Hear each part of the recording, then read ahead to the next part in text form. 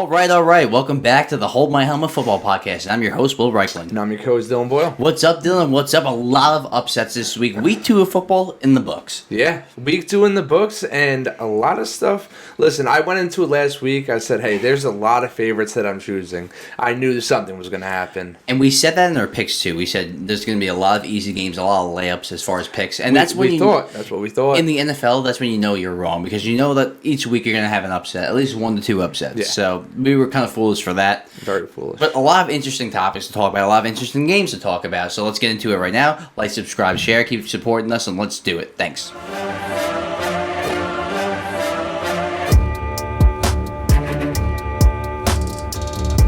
So, Dylan, the Bengals and Chiefs is always a classic game, but you felt like this year after Cincinnati losing to the Patriots, Joe Burrow always starting off slow. I feel like we both felt like Kansas City might run away with this game, but I think Joe Burrow looked very sharp in this game. He looked like the elite Joe Burrow that we know. You had the tough pass interference at the end. We can get into that in a little bit, but it was another classic. Absolutely. I mean, this was the perfect comeback for them because after last week, nothing but worry for them. You know, you think they're just going to go back into their old ways where they start the first 4 or 5 weeks all very slow. But they put that to rest with this game. He was slinging it down the field, you know. Very accurate. Yeah, and I'm happy to see Jamar Chase out there and not, you know, with the illness. Yeah. And supposed illness. Yeah. So I know I was a little worried last week with the Patriots game. I think we all were, yeah. I thought this would be the year that the Bengals would finally start off fast, especially since, Joe Burrow being injured last year, people questioning, can this guy stay healthy? I thought he was determined to come out hot. But they seem to play down to lesser teams and play up to better teams. I was literally thinking the same thing. I'm like, hey, if they started off every season versing the Chiefs and the Niners or the Niners, maybe they would just get right off to a great start. And if you remember last year against the San Francisco 49ers, Joe Burrow played his best game. And then next week, I think against the Ravens is when he got hurt. So it seems like Joe Burrow plays really well against these really good teams. Yeah, I feel like he goes into a good headspace. He says, we got this, and he just goes out there and starts slinging. It's kind of when he becomes Joe Shiesty in a way. Joe Shiesty, hell yeah. Now, yeah. How do you feel about the pass interference? I was absolutely so upset about that. I went back to the game. I'm like, all right, let me actually break it down and look at it. Dude, this guy did not move. I mean, the defender came up behind him to grab the ball. He didn't move an inch, and the flag was thrown so late.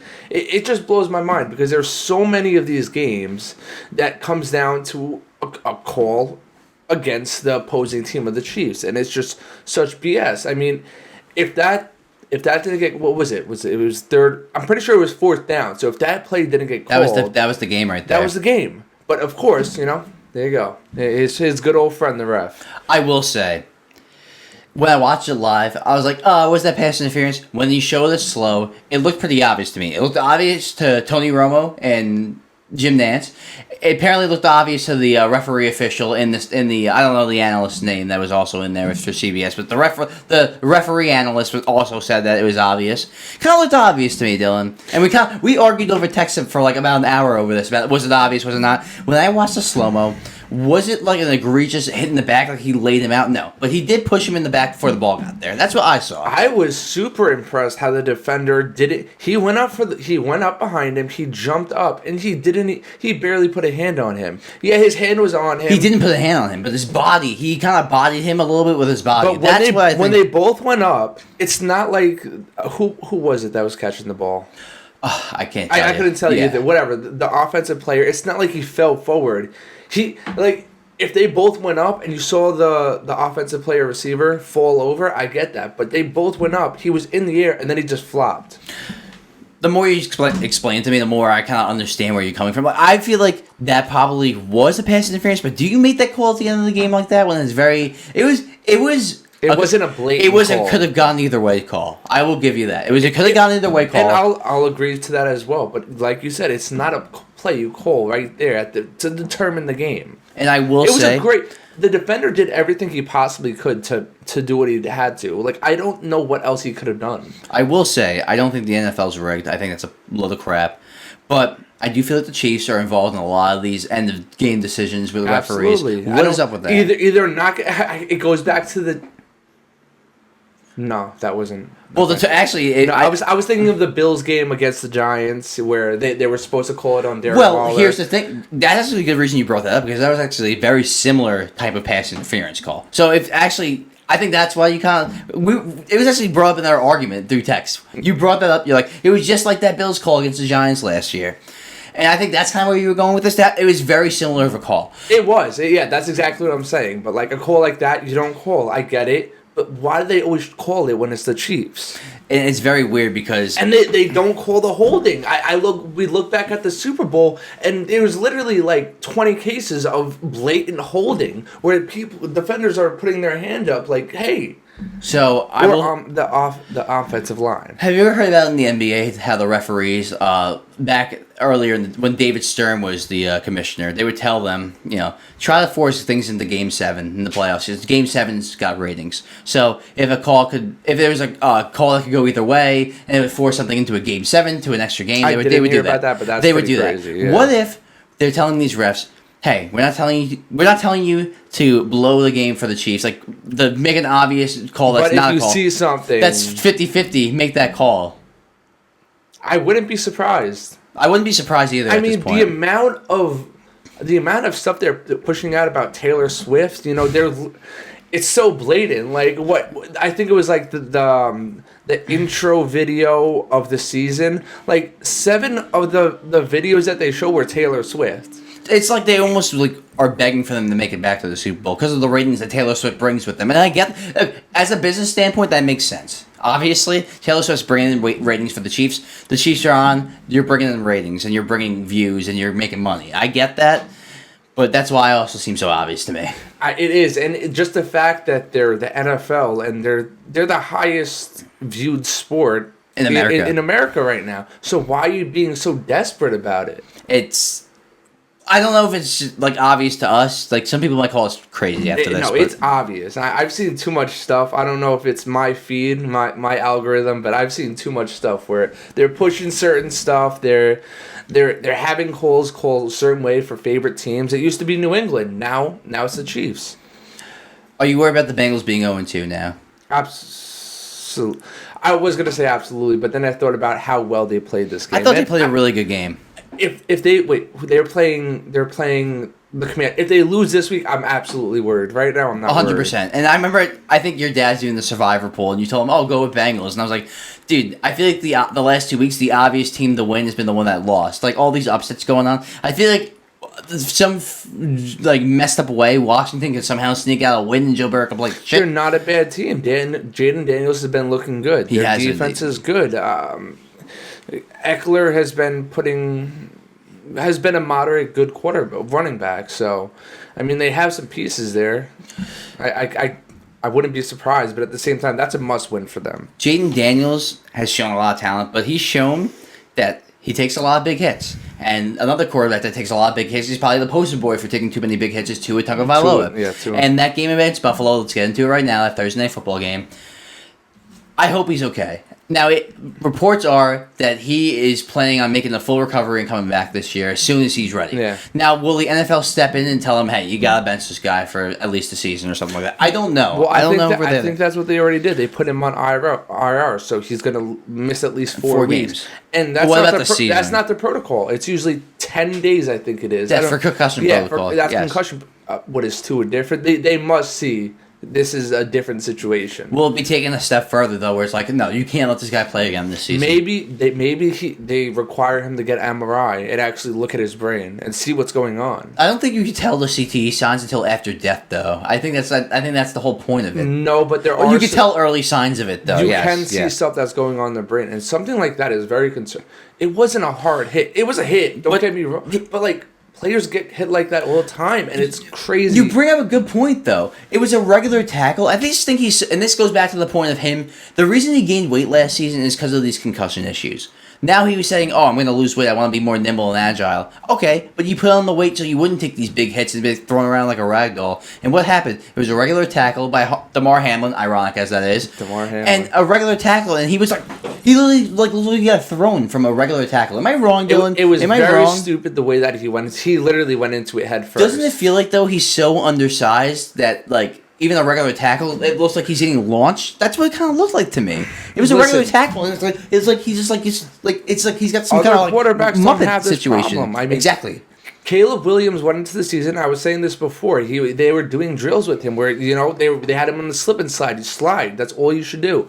Why wasn't this implemented with Tua? It's like, hey, you can't be getting hit like that. You got to slide. Exactly. It's like in one ear, out the other. What is he doing? Going head first. You already got the first. This is what blows my mind. You already got the first down. What else are you going for? And you were getting your ass kicked in that game. It's week 2. Just Why take the L and move on a week. Now, it's just, I feel like any other quarterback, they wouldn't have the jerk reaction of falling. Any player like that, yeah. I don't think the jerk reaction. And the finger thing, come on. The finger thing, that the second time that's happened now. That's the second time that's happened. On national team. Thursday Night Football, both times. Prime time games. Both times. And they say once concussions happen and that type of thing happens, it's an ongoing thing. Right. It's very easy to re-trigger that. I hope he's okay, man. So, I want him to come back because I don't want his career to end like that. I get that it's dangerous. I get that it's probably the wrong life decision. But I feel like as a competitor, him probably being a competitor, he probably feels the same way I do. He does not want to end his career on that note. But you don't want to end your life on that note either. See, you don't want to be walking around not knowing what's going on, and that's the thing though. You're not going to notice now, but you'll notice long term. Like his life, I don't think he's gonna physically die on the field, but he will get fucked up when he's 60 or something. 100%. Yes. If it has the long term effects. If it hasn't already started, I think it's gonna set in. Something's gonna set in. Whether it's something's already setting in. If this is already happening, I think he's fine now, obviously, but 10 years, 20 years from now, he's gonna feel the effects. So as a family member, would you tell him to keep playing? No, and I'm pretty sure his family members told him to stop playing. Yeah, I mean, everyone kind of agrees. What if you were Tua and you're an NFL player? Football is your life. Football is your life. That's all you know. You want to go to the Hall of Fame. You want to win a Super Bowl. That's on your bucket list.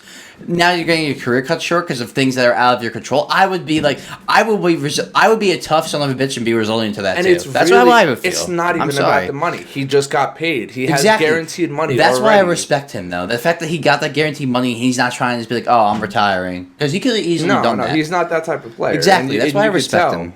But yeah.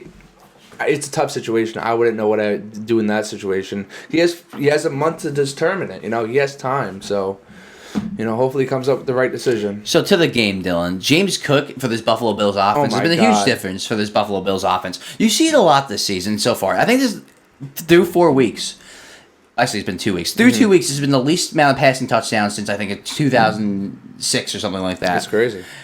I think that's because, well, one, lack of preseason. Stars aren't playing in the preseason. 2, I think people are starting to see that getting a running game established is going to get you wins early in the season. Justin Herbert on the Chargers, throwing less. Josh Allen on the Bills, throwing less, giving James Cook more of a reliable option, giving him more carries. Yeah. And he carried them that game. Josh Allen didn't have to do too much. I mean, if you have a good running game, stick with it. There's no reason why you should Especially when you're leading.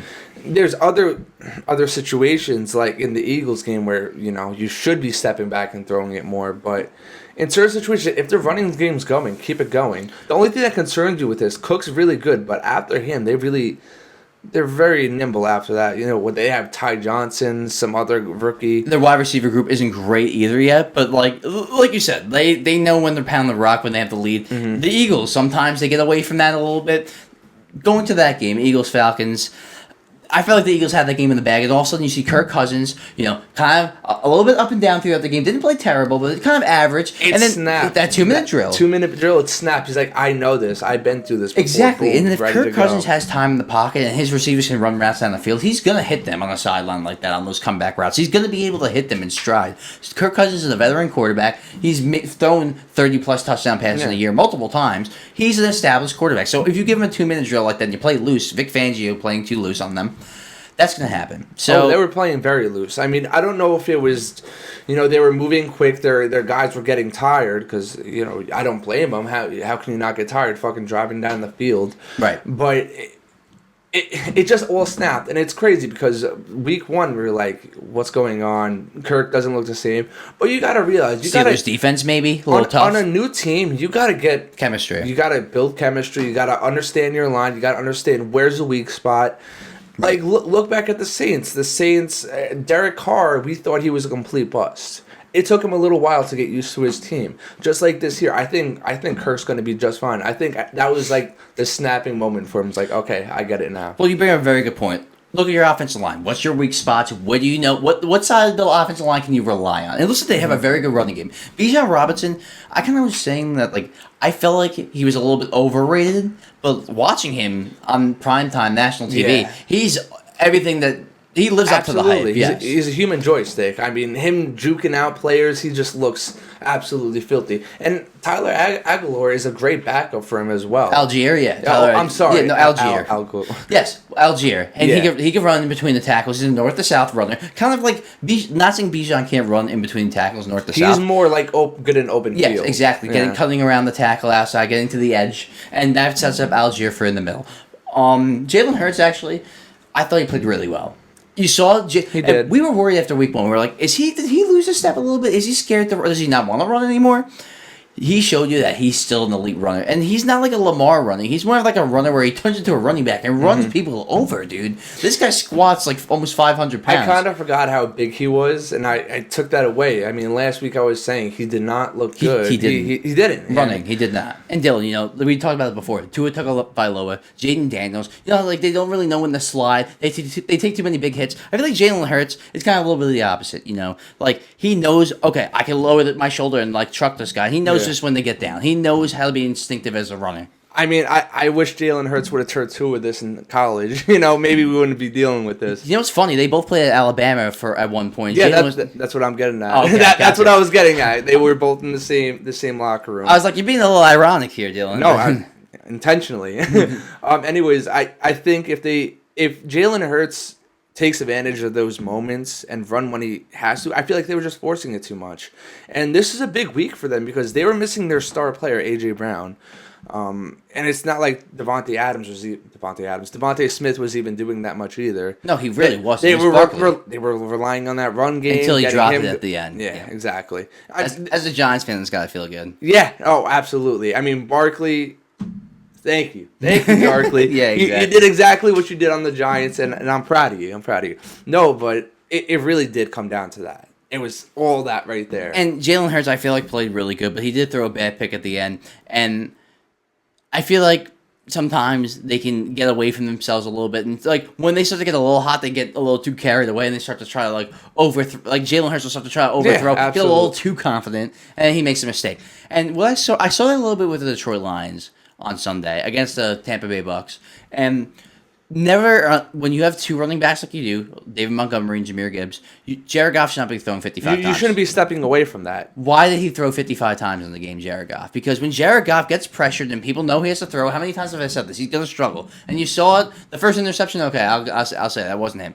The second interception, was that bad chemistry? Was that a miscommunication? I don't know. It might have been. It looked like he got pressured and just tried to get the ball. I didn't even check to see if the receiver was there. That's what it looked like. And that happened a lot on the Rams, Jared Goff. So they need to stick to what they do best. And what they do best is running the ball. And now what they do best is Aiden Hutchinson getting 5 sacks on defense, 4.5. He was absolutely. Their defense can carry in situations. He single-handedly kept them in the game, Aiden Hutchinson. Yeah, absolutely. What, 5 sacks? 4.5. 4.5. That's absolutely phenomenal. But I think you hit it right on the head there. I mean, the Lions team are known for running the ball, ground and pound. You have two great backs. Montgomery has really made a name for himself on this team. I think that you're right. He just stepped away from that too much. But there wasn't too much where I feel like you hit it right on the head because there wasn't too many mistakes. Yeah, they had 2 picks, but at the end of the day, he did what he had to do. I think it was all came down to play calling. That's true. I feel like Ben Johnson likes in past seasons has liked to be run happy, and all of a sudden lately this season he's being a little too pass happy. Ben Johnson. So I don't know if he's trying to be a little too spicy. Yeah. We know that Jared Goff has his limitations. He needs to play action. He needs a good running game. He needs a good offensive line. And when those things fall apart, he's going to struggle. I think the key point we're missing here is Baker Mayfield. We got to talk about the Bucs because they were phenomenal. I was going to bring that up right now. A key difference in this game. Does Baker Mayfield not look lighter? He looked quick. He made a lot of good plays on the ground. And that was the difference in this game. That rushing touchdown, he looked great. That was the difference in this game because Baker got sacked a lot. Goff got pressured a lot too. Two great defenses. But Baker was able to move. Goff couldn't. That was the difference. I mean, you got to look at the age gap, obviously, but Baker's so aggressive. I've said this before. He's just so aggressive. He's not afraid to put down his shoulder, stand over the guy. I love his personality. I like quarterbacks that lower their shoulder too, because it shows me that you're not a wuss. You're gonna take a hit. You're gonna be like one of the guys. Yeah, like and talk a little crap behind it. I love that stuff. Yeah, Josh Allen, especially from your quarterback. Come on, that's what you need. Get the guys fired up. And guy that was fired up. Well, two guys that were fired up: Kyler Murray and Marvin Harrison Jr. God. Kyler Murray. I know people like to shit on him because he played too many video games. People saying he's trash. Draft Caleb Williams. He's trash. Move off him. Draft Jaden Daniels. People were saying that. When he plays, when he's healthy, when he's on, he is special. He is an MVP candidate. I've been saying this for 2 years, and everyone was off. When everyone was off Kyler Murray, I was still on Kyler Murray. I've had a lot of bad takes on this podcast. This has been one of my best takes. Kyler Murray is a top. Look, he might not even. He's definitely not top 5. He's probably in the top 8 to 10 range. He's working his way back up for but sure. When he plays and he's healthy and he's on, there's no one more exciting to watch in the league, Dylan. I think we all forgot about the chemistry between him and Hopkins. Like, they were filthy together. Right. When he had an elite receiver, he was special. And guess what? Marvin Harrison Jr., after last week, 1 catch, 4 yards, came and put on a show in that first quarter. He had that touchdown on that post to the back of the end zone. Great catch, held onto the ball.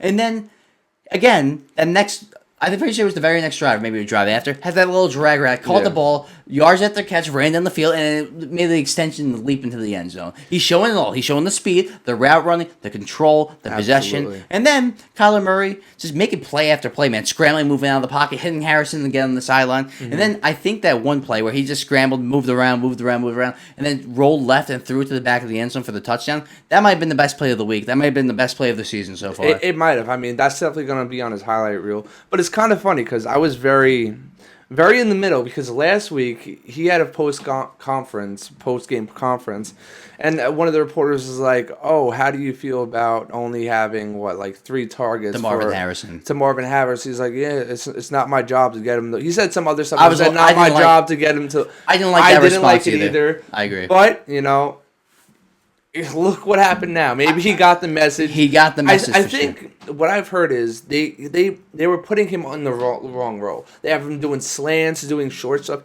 Put him on the run. He needs to go down the field. Exactly. Not like he's like some speedster, but he's a great round runner. He's got great hands. He does Marvin Harrison is a prospect that is as good at everything. Like he was one of the most well-rounded prospects of all time. Absolutely. He was a sure thing for the league, and you see it this week. Yeah, Rams don't. I mean, their defense isn't all that, but it's not a terrible defense. It's not like Swiss cheese. Like, no, you're right. It's still like a pretty good defense. So for them to do that on this team, it's very impressive. And the Rams, are you worried? They have too many injuries right now. They do have a lot of injuries, but you do have Stafford. So I actually could see the Cardinals and the Rams switching playoff spots just because of this situation. The Rams have too many injuries right now. Puka Nacua and Cooper Kupp on the IR. Their line, 2 stars. They're getting some linemen back soon, but most of their line has been out. Kyler Murray's playing red hot right now. Even the week before in Buffalo, put up 28 points against Buffalo. So I think, what if these two swap? Can Arizona be a playoff team? Arizona can be a playoff team, but I can easily see Rams coming in and having some rookies go off. I mean, you still have DeMarcus Robinson. You still have Kyron Williams in the backfield. You have this guy that you picked up in the 6th round. Don't know his name right now. But you have potential players. You have Tutu Atwell that had a pretty good season last year when Cooper was out. He had a couple targets this game. I think they're going to be fine just for the fact they have Stafford. Stafford is going to be making his wide receivers.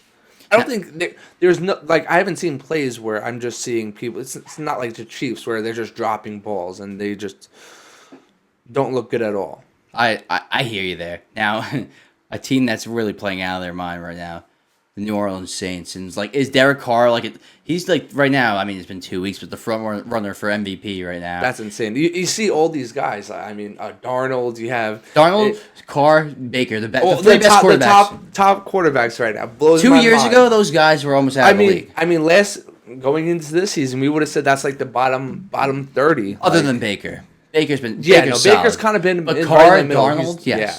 Absolutely, it's insane. It really is. It really shows you you don't really know shit till the season starts. But we've been saying this. Like, the Saints always had a loaded team, but Carr just didn't do anything. I was hitting on Carr. I didn't think he was going to be good, but this last 2 weeks, 40 plus points each week. That's impressive. I'm pretty sure that's the first time. They have the fourth most points in NFL history, I think. In the first 2 weeks. 2 weeks. Yeah. That's six, impressive. Something like that. And I think a big reason for that is because Gary Kubiak, they got his kid as the offensive coordinator. Very smart mind. He's a Shanahan guy. He's from the Shanahan tree. Seems like all of these people from the Shanahan tree are geniuses. So Sean McVay, Mike LaFleur, Kevin O'Connell. They're all like really smart offensive coaches. So they know what they're doing. It seems like Bobby Slowick on the Texans. It seems like these Shanahan guys, they work. They work, and it looks like Kubiak's kid is working so far. Now, another offense that really hasn't worked so far is definitely the Chicago Bears right now. Caleb Williams, he looked really good in that first half. I liked what I saw. He didn't try to make too many wow plays. He tried to control an offense and take the throw that was given to him. He made a lot of good throws on the sideline and stuff. But yeah, he teetered off in the second half. I don't blame that on him. I think the line really fucking sucked. Let's be honest. It sucked. It was like out of 30-something passing plays over 20 pressures. Come on, that shouldn't be happening. It was 20 out of 38. I don't know the number. 20 out of 38, something like that. 24. It had to be like 60 or 70% of their pressures. Yes, and I don't know. I still see a lot of hope from Caleb. But he kind of he's giving me glimpse of Kyler Murray, just the way that he backs up and runs away from pressure. That's very true, and that was actually a knock on him in college. That he would miss the easy layup a lot and would do too much. Yeah, too much. He tried to run around too much. He's probably going to correct the himself. first half, though, he looked like he wasn't doing that. It looked like he was taking the check down, taking the third down throw, the easy stem route to DJ Moore. It looked like he was doing that, and in the second half, it looked like the offensive line just completely fell apart. It did. I mean, they get tired after a while. But also, rookie quarterbacks, you see blitzes. Usually, you call protections, have a tight end or running back chip, and it didn't look like he was seeing it. He's a rookie. He's a rookie. It looked like C.J. Stroud. That I think they're a Super Bowl contender. He looked.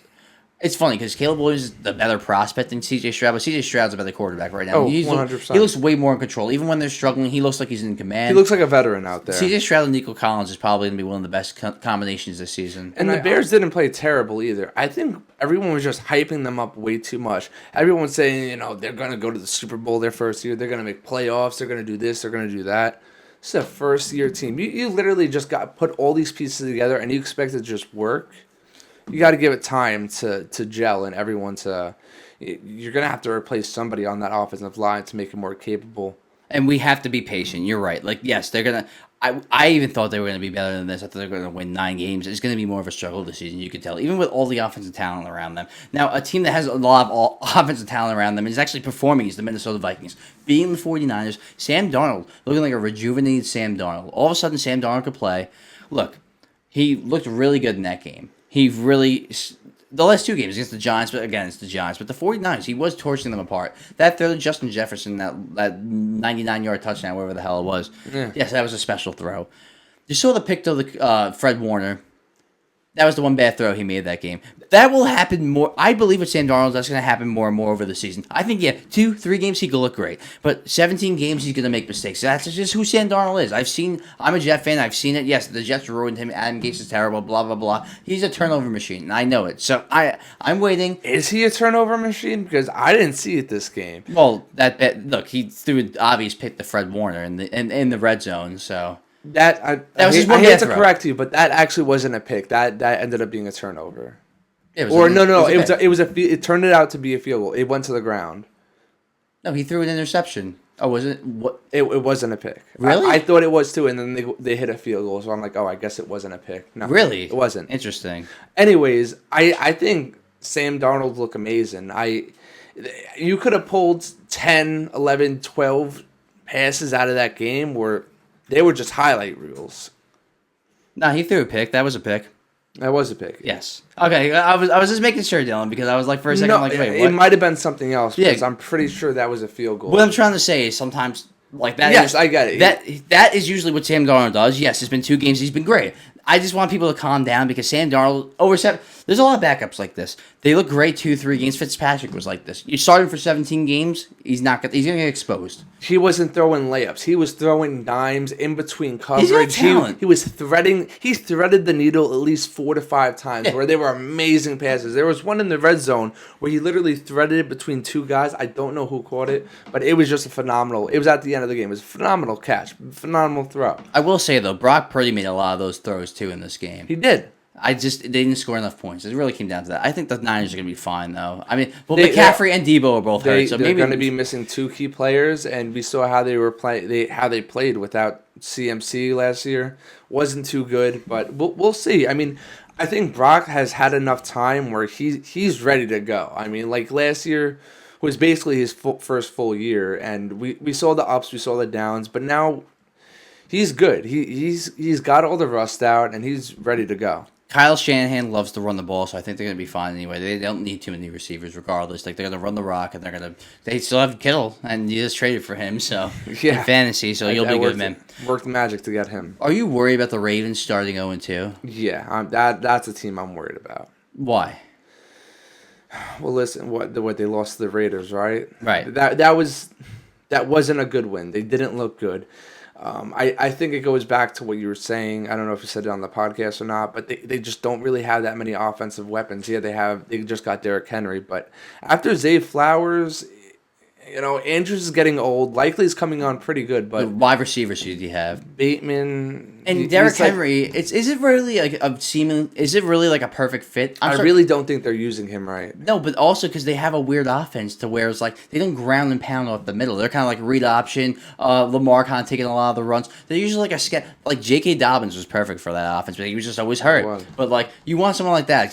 I feel like Pollard would be a perfect guy in that offense. Like Derrick Henry is a guy. They need a ground and pound guy, and then they need somebody elusive. Derrick Henry's definitely valuable. Yes, they need a ground and pound guy, but Derrick Henry's only good when you have the lead and you're controlling the game. When you're trailing, he's going to be out because he's not a receiving back. He's not a 3-down back. He just isn't. No. Like he can catch passes. Sometimes he can catch screens. But if you're trailing by 2 touchdowns, he's going to be sitting on the sideline the whole game. You saw it against the Chiefs. Mm-hmm. So I'm worried too. The Bengals are also 0-2. The Steelers are leading the division right now 2-0. So I'm not really worried. I think it's a division that you're not really worried about, but you know you're not getting a home game in the playoffs. You know the Chiefs are probably going to be running the conference, right. So you should be worried, but you have time to adjust and make some changes. I think they're going to be fine. I mean, they're too good of a team. Lamar is too good of a player to not make a run for the playoffs and be good. He was MVP last year. Right. Come on. Lamar's an all-time regular season quarterback. He wins about over 70% of his games in the regular season. They'll be fine. I agree. Now that we're picks, Dylan, I went 8-8 last week. You went 7-9. It was a rough week for both of us. We went even this week. Yeah. Well, now we're even. So we're even. 17-15. 17-15 for both of us. Still positive. I don't think we ever went negative. Well, technically, overall. We never went under 500 for overall record. Starting off good. Let's keep on going up. We'll see. I think last week was hard. I said it before. I mean, when you have all these favorites, we're choosing all the favorites. Something's gonna. I was thinking wrong. That too. I'm like, I think I had two teams that I chose the underdog. All right. So week 3 of the NFL 2024 season. Let's start with I think it's a pretty controversial game. Ravens at Cowboys. These are two teams that have kind of struggled a lot last week. You got the Cowboys at home. Cowboys historically are a good home team. Who do you got? This one's tough. I'm gonna go Ravens. I think they bounce back. I mean, I haven't been crazy with what I've been seeing from the Cowboys, so I think the Ravens get this, and it's gonna be a fashionable comeback. And they are favorites in this. Even though Cowboys are home, they are favored in this. So my first initial thought was like, I'm going to go Ravens here, but I thought about this a while. Cowboys historically are a good home team the last couple of years, actually great home team. Mm-hmm. I do like their offensive weapons more than the Ravens' offensive weapons, and I think Dallas also has more defensive weapons than Ravens' defense. I think Dallas actually, believe it or not, might have a better team. They might not have the better quarterback, they might not have the better head coach, but they have the better roster in their home. I'm going to go Cowboys.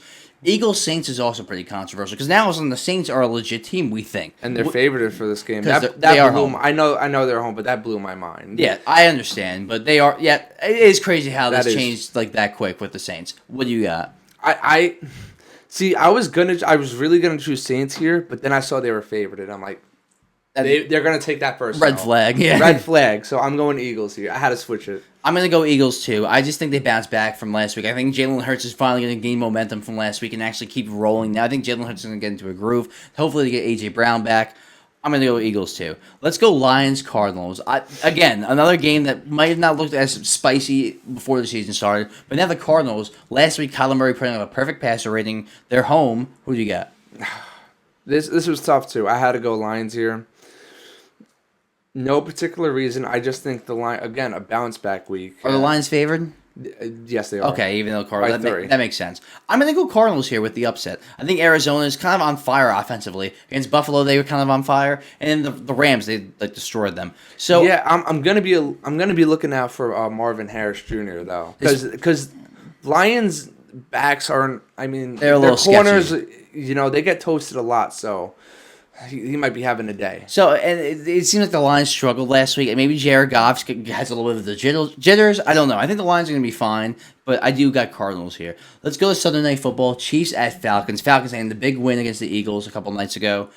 Do the Chiefs get their first loss of the season? What do you think? I think they're going to keep it up. I don't want to say the Falcons win was a fluke, but I think they still need to round about some edges, They still got a ways to go. I'm taking Chiefs here. They got a lot of momentum, and I think they're going to keep it going. I agree. Chiefs know how to win late more than the Falcons. The Falcons, yes, had a nice win late, but they don't have as much chemistry as the Chiefs have. The Chiefs are a proven Super Bowl winning team for multiple years now. They know how to win these late close games, and I think they're going to kind of work. They don't have the refs on their side either, so exactly. Chiefs got it. Let's go 49ers at Rams now. I don't think this is going to be as competitive as we initially thought. I'm going to go Niners here because, look, the Rams just have too many injuries right now. So I'm going to go with the Niners, the better team. Listen. The Niners have injuries too, though. Don't get me wrong. Yeah, that's what I was getting at. But they still have more pieces. But they still have more pieces left. They Kittle, Jordan Mason looked okay. Look, quarterback versus quarterback, you got to take Stafford here.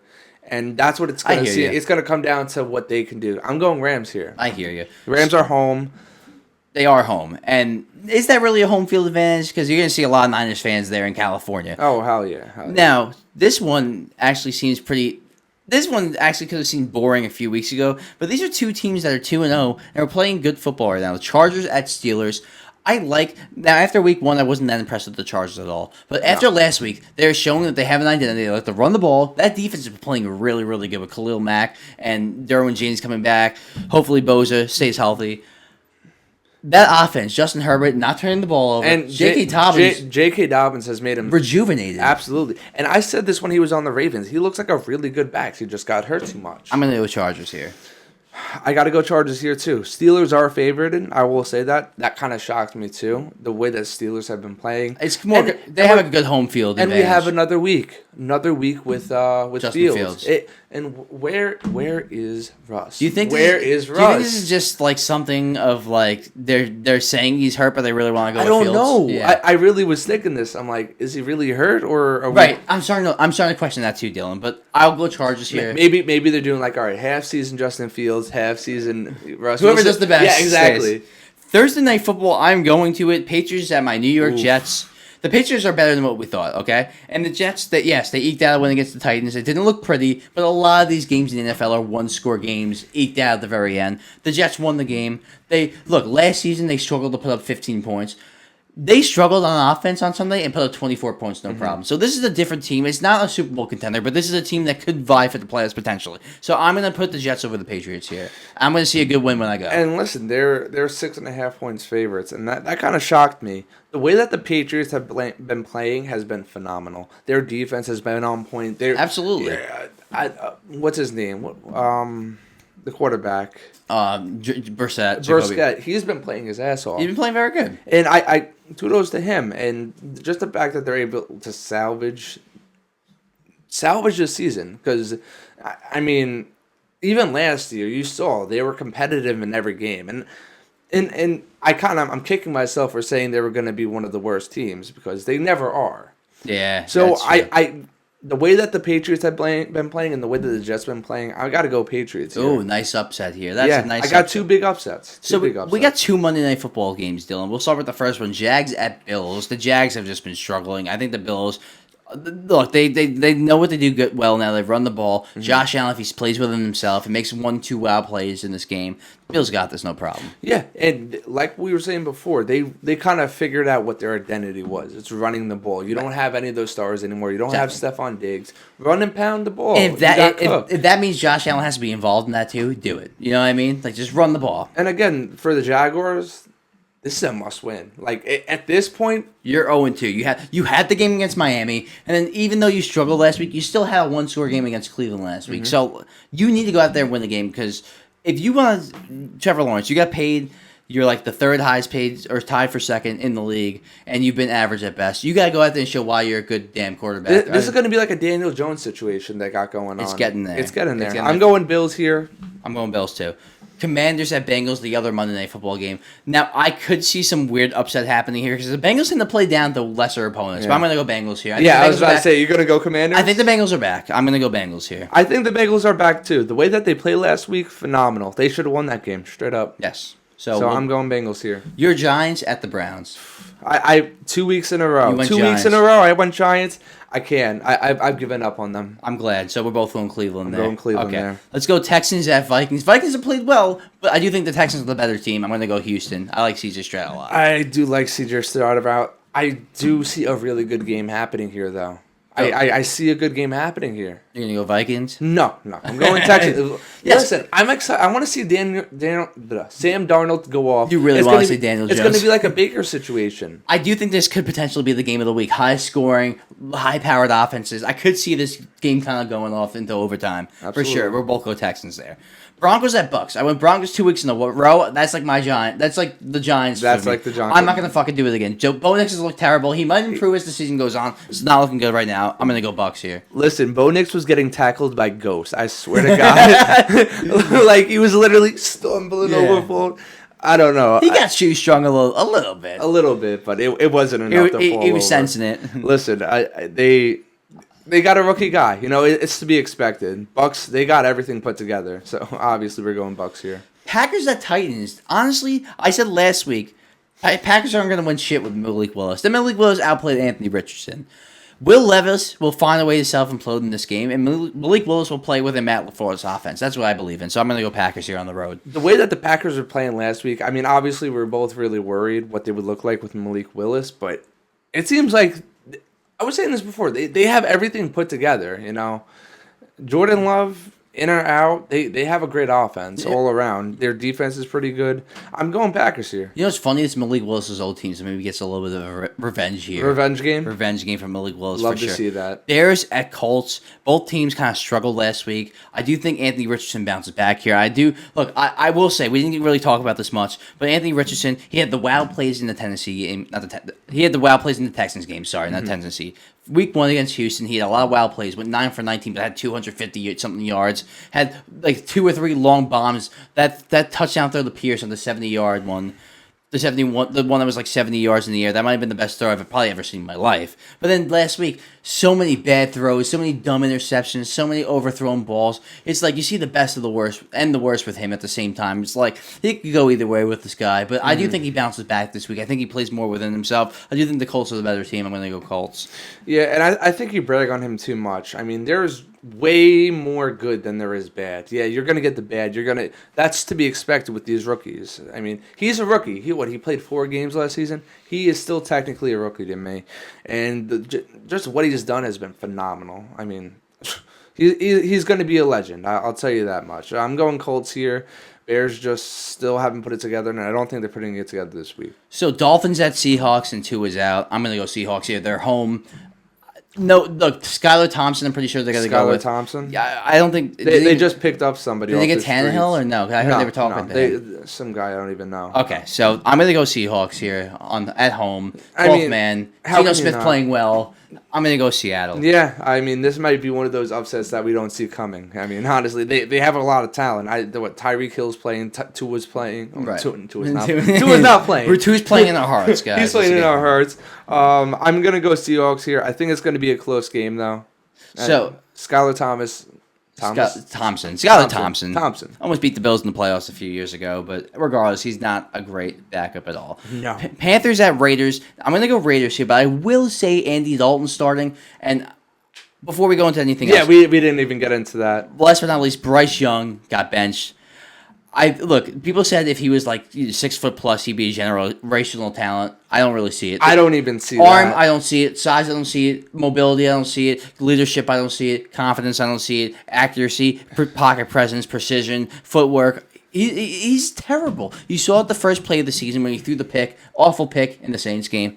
It's over for him. I think it's over. I don't think he's even going to be a backup in this league. It's unfortunate, but I mean, you see Kyler Murray. He makes it work. He's elusive. He's fast. He has some aspects to him that because he has some special traits, mobility, arm. He's got a good arm. Bryce Young has nothing. At least we haven't seen it, and I think he's overstayed his welcome. I honestly, I think they should have got rid of him last year. You saw the one game last year, Dylan, that Andy Dalton played. It looked like a much more efficient offense, and they almost won the game. Then you have Andy Dalton here. You know what? I'm still gonna go Raiders, but I won't be surprised if the Panthers win this game with Andy Dalton. They're gonna have a better. I do believe they're gonna have a better Dolphins. They're gonna have a better offense with Andy Dalton, and I actually am picking up Deontay Johnson in fantasy this week because now with Bryce Young, he was nothing. Now you have Andy Dalton who can move an offense. This guy might be valuable. Somebody's going to be his key target. Exactly. Yeah. I like it. Come on. Do we even got to go? We're going to go Raiders. We're going to go Raiders too, but I would not be surprised if the Panthers won. That's all Raiders looked spicy last week. Being Baltimore, come on. They're riding high. And Antonio Pierce has those guys fired up, Dylan. Yeah, I mean, he's a great coach. He's shown he's a great leader. Yeah, we saw at the end of last year, too. The first game, they completely turned around. They blew out the Chargers, beat the Chiefs. So they showed that Antonio Pierce has shown that he is a good leader in this league. Not crazy about their quarterback. Like, it's O'Connell, right? Oh, it's Minshew this year. Oh, it's Minshew. Okay. And he's okay, but it's nothing special. He isn't. But Devontae looks happy now. Yeah. But that just goes back to coaching at the end of the day. Exactly. So, end of week 2, going into week 3, we're well into the season. Great episode, Dylan. We got a lot of spicy stuff going on. We're going to have a lot of spicy stuff next week, so stay tuned for that, and we will see you next week. Thank you, guys. Take care.